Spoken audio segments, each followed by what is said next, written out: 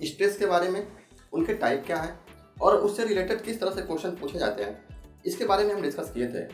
आज एक क्वेश्चन देखते हैं कि जैसे मान लीजिए कि एक ब्लॉक हो या कोई बॉडी मान लीजिए, अगर दो इक्वल और अपोजिट फोर्स अगर इस पे पुश करें, जैसे मान लीजिए कि ये अगर ब्लॉक हो, अगर दो इक्वल और अपोजिट फोर्स अगर इस पे पुश करें,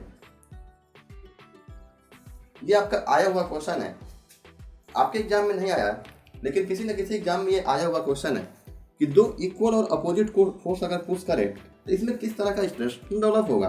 तो जाहिर सी बात है कि दो इक्वल और अपोजिट फोर्स अगर पुश कर रहा है तो इसकी वजह से ये कंप्रेशन नेचर का है, तो इसमें जो स्ट्रेस डेवलप होगा वो कंप्रेशन नेचर का होगा।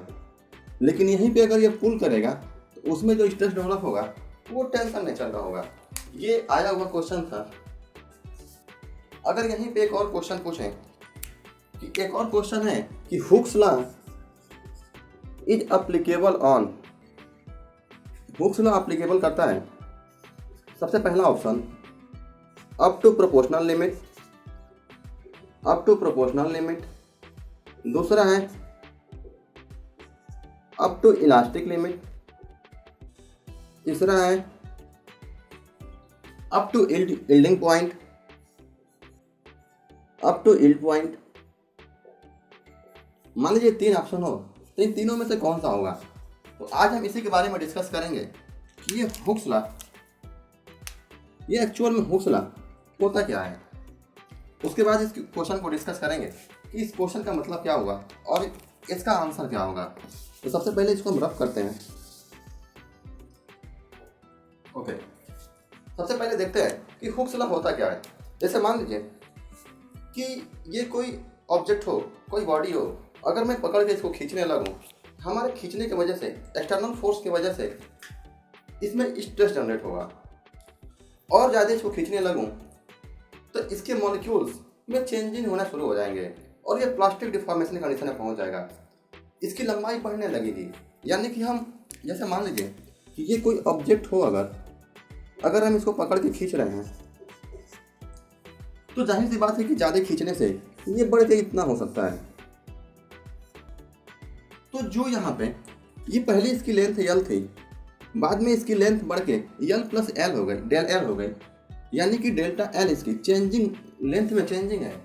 अगर इसी फोर्स को अगर कंप्रेशन में लगा दें, अगर इसको दबाएं तो वो चेंजिंग डेल्टा L कंप्रेशन के केस में होगा।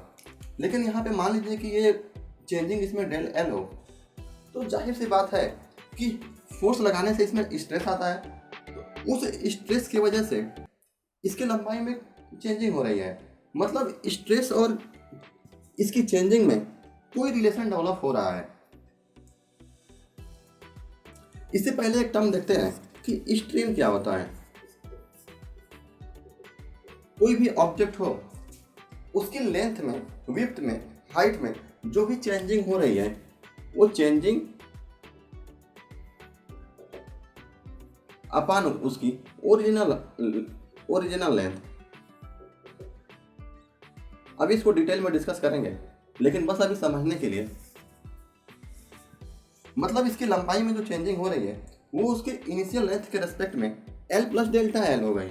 मतलब यहाँ पे हम कह सकते हैं कि जो इसमें इसकी वजह से जो इसमें स्ट्रेस डेवलप हुआ है उसमें और स्ट्रेन में कोई ना कोई रिलेशन है, एक दूसरे के प्रोपोर्शनल है, क्योंकि इसी स्ट्रेस की वजह से इसमें स्ट्रेन डेवलप हो रहा है। मतलब अगर स्ट्रेस को सिग्मा लिखें तो इसको हम लिख सकते हैं एप्सिलॉन, जो कि ये है हमारा स्ट्रेन, जहाँ पे एप्सिलॉन इक्वल टू हम लिख सकते हैं चेंजिंग मतलब डेल्टा L अपॉन L। अगर लेंथ में चेंजिंग हो तो चेंज इन लेंथ, अगर विड्थ में चेंजिंग हो तो change in width upon original width. जो भी चेंजिंग हो उस हिसाब से हम कंसीडर करेंगे। तो यहाँ पे सिग्मा प्रोपोर्शनल टू एप्सिलॉन जे, कहीं सिग्मा पढ़ते हैं कहीं एप्सिलॉन पढ़ते हैं, वो आपके ऊपर है। कहीं स्मॉल ई से भी इसको रिप्रेजेंट किया जाता है स्ट्रेन को। तो कहीं ना कहीं एक दूसरे में रिलेशन डेवलप हो रहा है। अगर यही प्रोपोर्शनलिटी हम हटाते हैं तो sigma equal to E into epsilon या सिग्मा, जो भी आप पढ़ लीजिए इसको।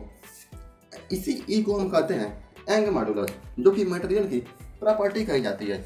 इसी मटेरियल की प्रॉपर्टी की वजह से इन दोनों में रिलेशन डेवलप हो रहा है और इसी चीज को हम कहते हैं हुक्स लॉ।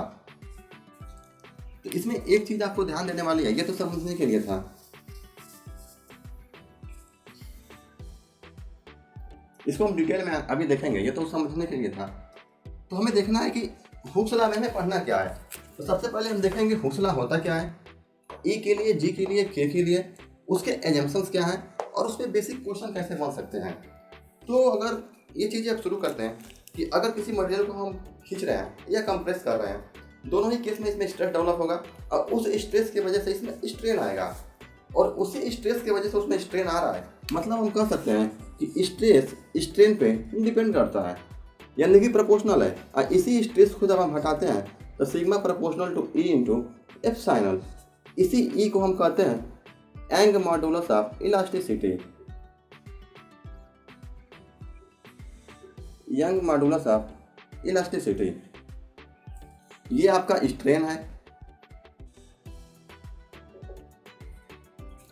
ये आपका नॉर्मल स्ट्रेस है।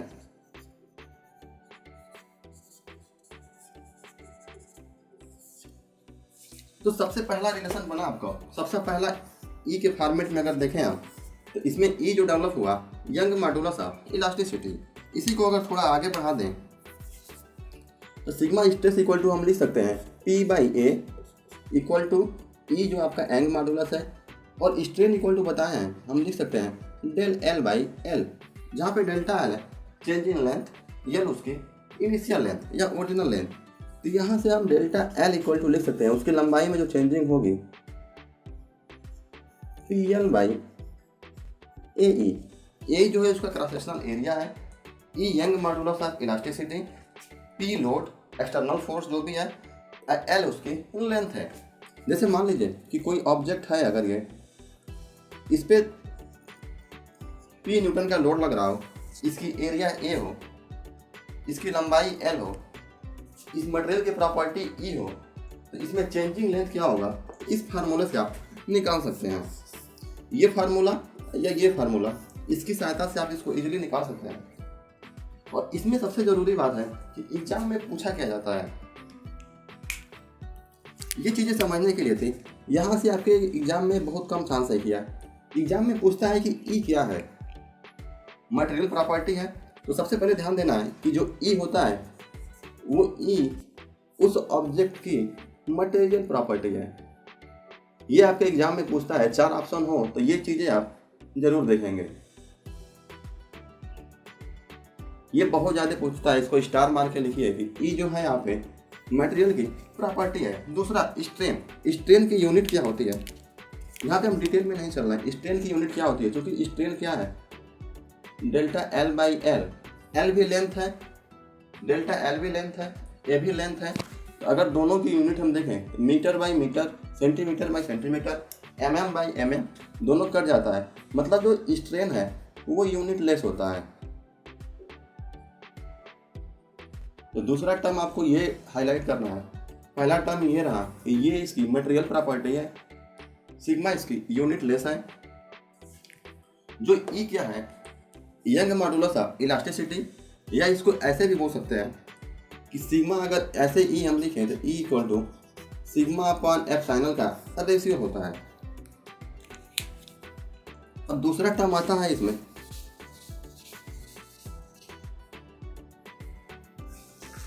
दूसरा आता है जी के लिए, देखते हैं जी का मतलब मॉडुलस ऑफ रिजिडिटी या शियर मॉडुलस। अगर मान लीजिए कि यही ऑब्जेक्ट हो, इसी ऑब्जेक्ट में इसके इधर लोड ना लगे, अगर ऐसे लोड लगे, प्लेन की डायरेक्शन में लोड लगे, प्लेन के पैरेलल लोड लगे, तो उस केस में भी इसमें स्ट्रेन डेवलप होगा। जैसे इस ऑब्जेक्ट में अगर ऐसे लोड लगे तो इस केस में भी ऐसे स्ट्रेन डेवलप होगा, जिसे हम फाई कर सकते हैं। तो यहाँ पे इस P की वजह से इसमें स्ट्रेस डेवलप होगा और इसी P की वजह से इसमें स्ट्रेन डेवलप होगा। तो जो इसमें स्ट्रेस डेवलप होता है उसे हम शियर स्ट्रेस कहते हैं। ये प्रोपोर्शनल होगा शियर स्ट्रेन के। यानी कि इस स्ट्रेस से इसमें शेयर स्ट्रेन डेवलप हो रहा है, तो इसे हम कहते हैं शेयर स्ट्रेस, इसे हम कहते हैं शेयर स्ट्रेन। शेयर स्ट्रेन में कोई भी स्ट्रेन हो, change in length upon original length या change in width upon original width, जो भी हो, यहाँ पे इसका स्ट्रेन क्या होगा, तो यहाँ पे आप टेंजेंट डाल के निकाल सकते हैं कि ये फाई इक्वल टू इतना बटे इतना, इतना अपान इतना, या ये भी फाई होगा तो इतना अपान इतना। ये टेंजेंट आप पढ़े भी होंगे। तो अगर इसको मैं प्रोपोर्शनलिटी हटाता हूँ तो टाउ इक्वल टू हो जाता है जी इंटू फाई। अब आपके एग्जाम में जो पूछता है, एग्जाम में आपकी ये चीज़ें, इसे कहते हैं हम मॉडुलस ऑफ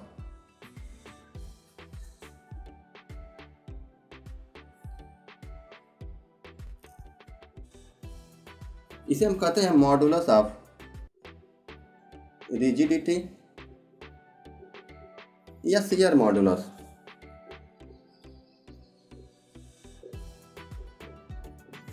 इस चीज को याद, और ये भी मटेरियल प्रॉपर्टी है। इसको हम फार्मूला नंबर 2 लिखते हैं। इससे पहले जो आया था sigma equal to E into F final, इसको फार्मूला नंबर हम 1 देते हैं। और तीसरा आता है के के लिए। तो के में अगर मान लीजिए कि कोई ऑब्जेक्ट हो जिसमें वैल्यू हो, जिसके तीनों डायमेंशन दिए हो, लंबाई चौड़ाई ऊंचाई तीनों दिया हो, तो उसमें जो स्ट्रेस डेवलप होगा, उस स्ट्रेस की वजह से जो इसमें स्ट्रेन आएगा, उन दोनों में भी कोई रिलेशन होगा। जैसे मान लीजिए कि ये कोई ऑब्जेक्ट हो, जैसे मान लीजिए कि ये कोई ऑब्जेक्ट हो, तो इसमें कोई पी अगर हम स्ट्रेस डेवलप होगा तो इसकी वजह से भी इसमें स्ट्रेन आएगा। तो इसमें जो स्ट्रेस आएगा सिग्मा प्रोपोर्शनल टू, इसे हम लिखते हैं सिग्मा बी, यानी कि वैल्यूमेट्रिक स्ट्रेन। और ये है आपका नॉर्मल स्ट्रेस।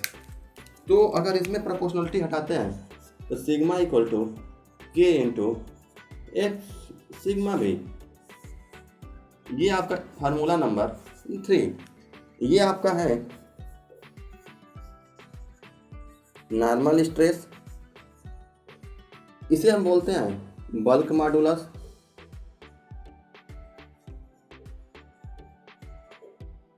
ये है आपका वैल्यूमेट्रिक स्ट्रेन। आप राइटिंग कर लीजिए इसको, इसे हम बोलते हैं वैल्यूमेट्रिक स्ट्रेन। अब आपके एग्जाम के पॉइंट ऑफ व्यू से देखें, इसमें जो सबसे जरूरी चीज है, ई हुआ, जी हुआ या के हुआ, बल्क मॉडुलस, शेयर मॉडुलस या मॉडुलस ऑफ रिजिडिटी या एंग मॉडुलस, इसे एंग मॉडुलस या मॉडुलस ऑफ इलास्टिसिटी भी बोलते हैं। ये तीनों मटेरियल प्रॉपर्टी है, पहली बात। दूसरी बात, दूसरा क्वेश्चन आपको दे सकता है कि बल्क मॉडुलस होता है, बल्क मॉडुलस होता है अगर 4 ऑप्शन दे दे, normal stress into volumetric strain, shear stress, जैसे मान लीजिए हम लिख के बताते हैं।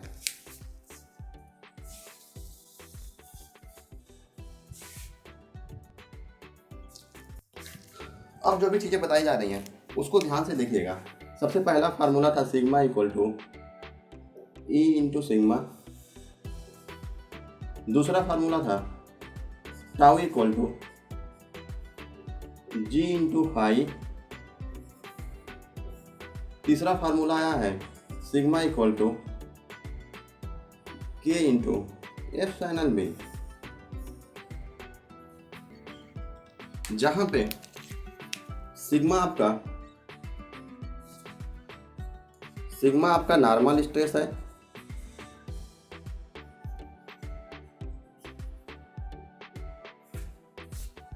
ई Young modulus, G bulk shear modulus, E Young modulus, G shear modulus और के बल्क मॉडुलस। के क्या है आपका बल्क मॉडुलस, जी क्या है शियर मॉडुलस या मॉडुलस ऑफ रिजिडिटी या मॉडुलस ऑफ रिजिडिटी, और ई क्या है आपका यंग मॉडुलस, यंग मॉडुलस। और फाई क्या है आपका शियर स्ट्रेन इसके बाद सिग्मा भी क्या है आपका, वैल्यूमेट्रिक स्ट्रेन, वैल्यूमेट्रिक स्ट्रेन जिसकी वैल्यू हो जाएगी डेल्टा भी changing volume upon original volume. और यहाँ पे सिग्मा क्या है, स्ट्रेन, नॉर्मल स्ट्रेन कह सकते हैं, लीनियर स्ट्रेन कह सकते हैं इसको, लीनियर स्ट्रेन। अब इसमें क्वेश्चन देखते हैं, ये जो सबसे जरूरी चीज है, ये क्वेश्चन आपके एग्जाम में पूछ सकता है। मान लीजिए कि क्वेश्चन हो कि बल्क मॉडुलस होता है, पहला option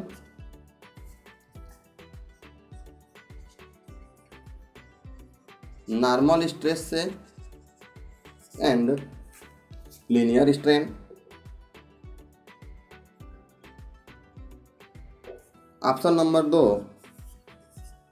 normal stress and shear strain,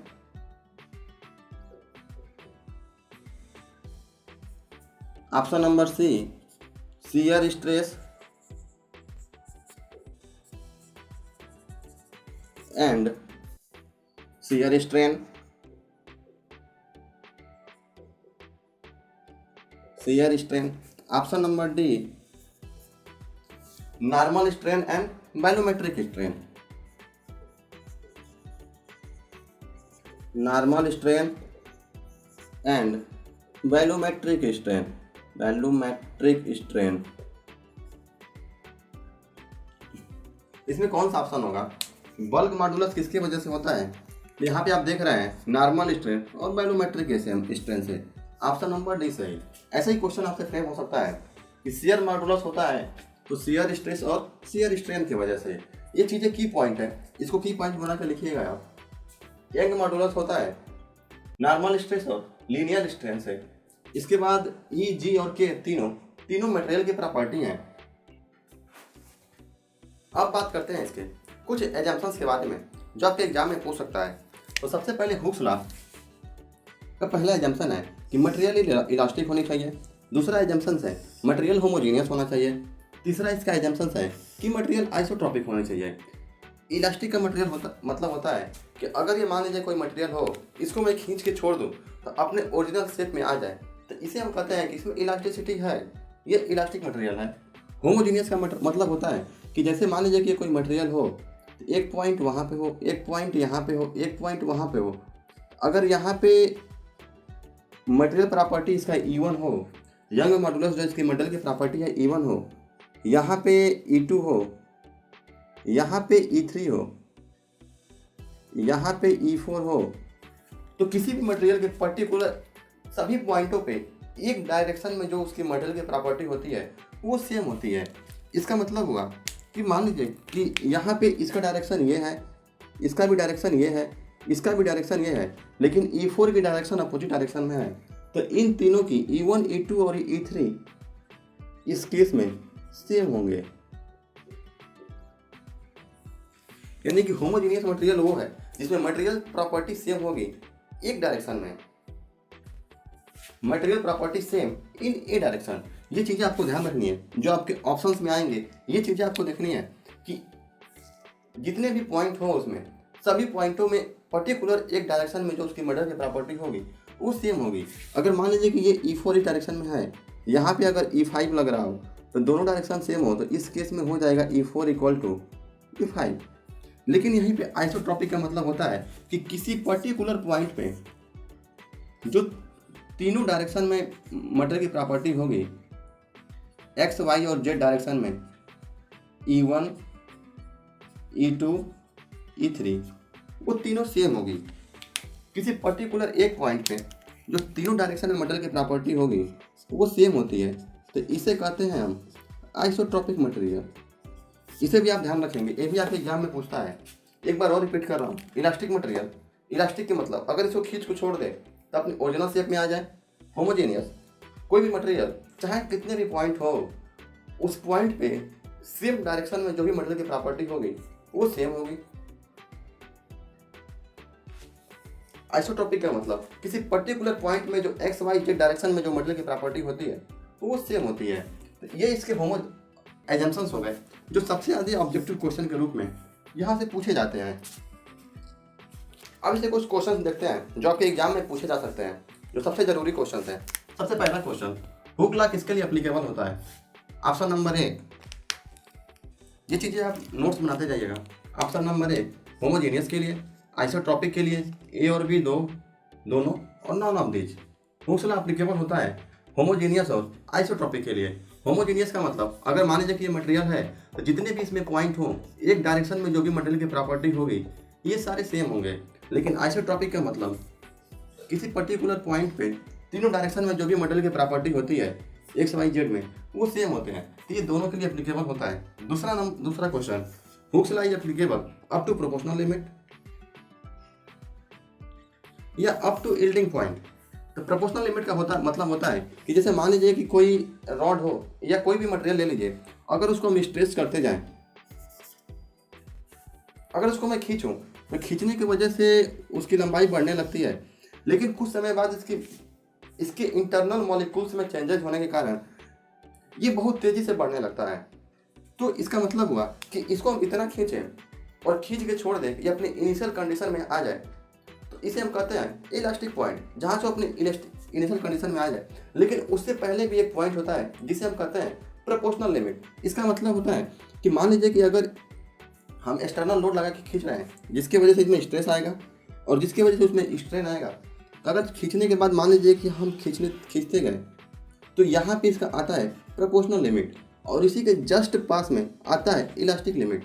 इन दोनों में बेसिक डिफरेंस है कि इलास्टिक पॉइंट के बाद अगर इसको खींच के हम छोड़ दें तो उसमें थोड़ा ना थोड़ा चेंजेस दिखाई जरूर देगा। वो भले ही नेग्लिजिबल हो लेकिन वो होता जरूर है चेंजिंग। लेकिन अप टू प्रोपोर्शनल लिमिट का मतलब कि अगर वो खींच दे, अगर इसकी लेंथ एल है तो खींच के छोड़ने के बाद वो हर हालत में एल ही रहेगा। तो इसमें बेसिक डिफरेंस है, आप चाहे तो नोट कर लीजिए, फिर से बता रहा हूँ। प्रोपोर्शनल लिमिट का मतलब कि अगर इसको हम खींच के छोड़ दूँ तो अपने इनिशियल शेप में आ जाएगा। इलास्टिक लिमिट का मतलब कि उस केस में भी अपने इनिशियल शेप में आ जाता है, लेकिन उसमें निग्लिजिबल, लेकिन उसमें ना के बराबर थोड़ा ना थोड़ा चेंजिंग दिखाई जरूर देगा। उसे हम कहते हैं अप टू इलास्टिक लिमिट। मतलब वो ऐसा पॉइंट है जिसके बाद थोड़ा सा भी हम खींचें तो इसके अंदर प्लास्टिक डिफॉर्मेशन शुरू हो जाता है। मतलब ये किसी भी कीमत पे अपने इनिशियल शेप में नहीं आएगा इलास्टिक पॉइंट के बाद। तो इसमें क्या होगा, हुक्स लॉ एप्लीकेबल होता है अप टू प्रोपोर्शनल लिमिट। अगर ऑप्शन में अप टू प्रोपोर्शनल लिमिट नहीं है तो उस केस में आप मारेंगे अप टू इलास्टिक लिमिट। एक है कि what is E, Young modulus of elasticity क्या होता है? मटेरियल की प्रॉपर्टी होती है, स्ट्रेन पे डिपेंड करता है। हम जानते हैं कि sigma equal to epsilon into E, ये फार्मूला हम पढ़ चुके हैं। तो ये ई क्या है, स्ट्रेन पे भी डिपेंड कर रहा है और जो सिग्मा है ये सिग्मा होता है पी बाई ए के वजह से आ रहा है। तो हम कौन सा टिक मारेंगे इसमें? जो ई है एक्सटर्नल लोड की वजह से स्ट्रेस डेवलप हो रहा है, तो मतलब डिपेंड करता है एक्सटर्नल लोड पे। ई जो डिपेंड करता है स्ट्रेन पे, क्या इसमें टिक मारेंगे? तो ये चीज़ें हम कभी ध्यान नहीं देंगे। जब भी ई जी के की बात करें तो सीधे हम पहला मारेंगे कि एक मटेरियल की प्रॉपर्टी है, ना एक्सटर्नल लोड पर डिपेंड करता है ना ही स्ट्रेन पर डिपेंड करता है। सबसे पहला ऑप्शन होगा उसमें मटेरियल की प्रॉपर्टी है। ऐसे ही इसमें बेसिक क्वेश्चन पूछेगा ऑब्जेक्टिव के रूप में। अब मिलते हैं आपसे अगले क्वेश्चन में, तब तक के लिए मैं आपसे विदाई चाहता हूँ। धन्यवाद।